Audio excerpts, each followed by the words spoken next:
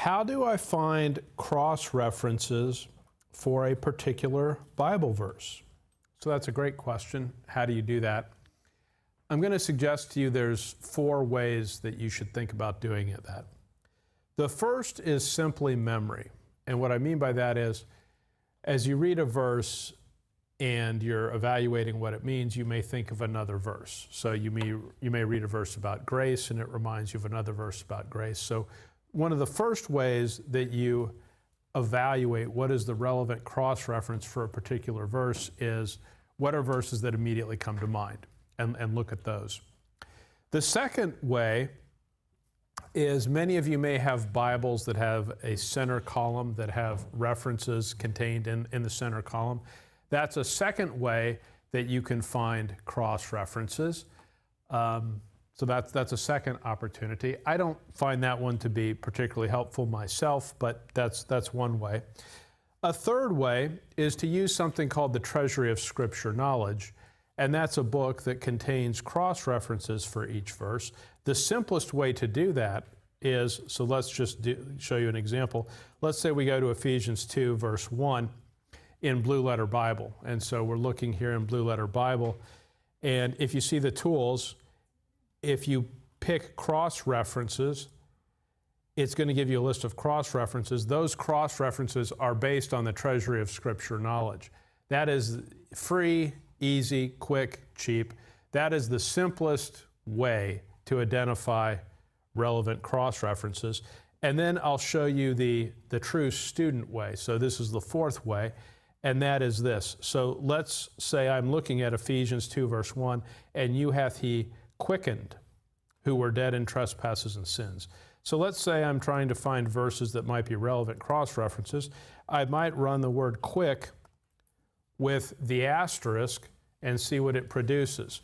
Now, why would I run quick with the asterisk?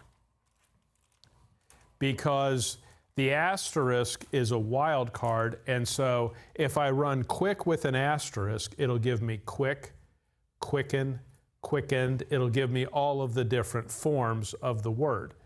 So the way to really find cross-references, the way that is really the student way, is to do things like that. So I would run quick, quickened, quick with all the forms, and then you could do trespasses, then you could do sins, etc.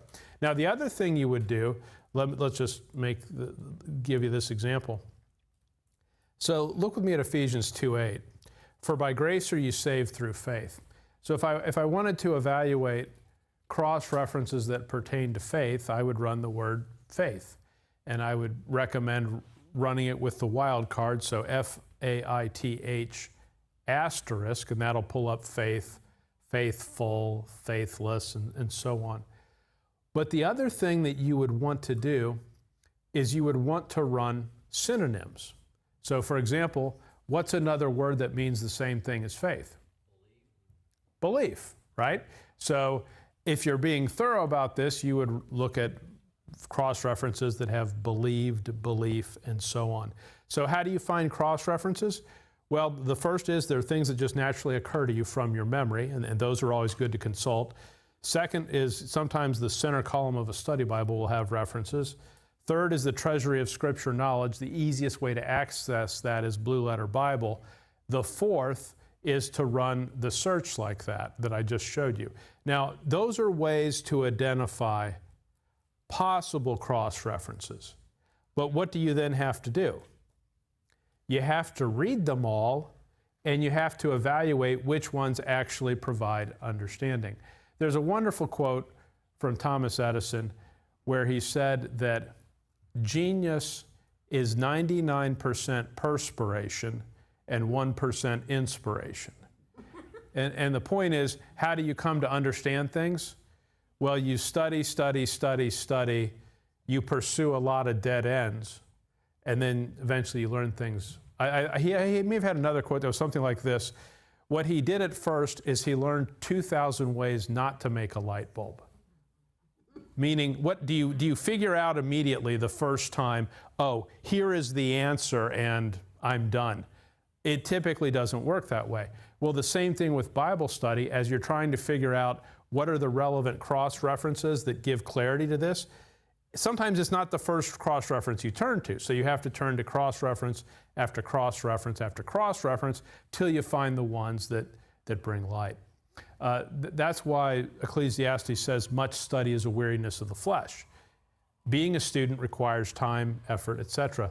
The reason Acts 17 described the Bereans as more noble is they searched the scriptures daily. So they spent time. It required work and effort and commitment to do that. So how do you find cross-references? Those are the recommended ways. The key thing is going to be you're going to have to read verse after verse after verse to identify which ones actually give clarity and understanding.